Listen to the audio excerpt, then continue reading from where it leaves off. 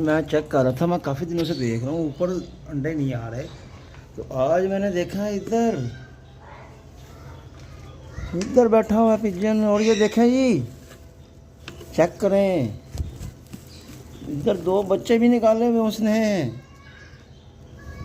मुझे पता ही नहीं है।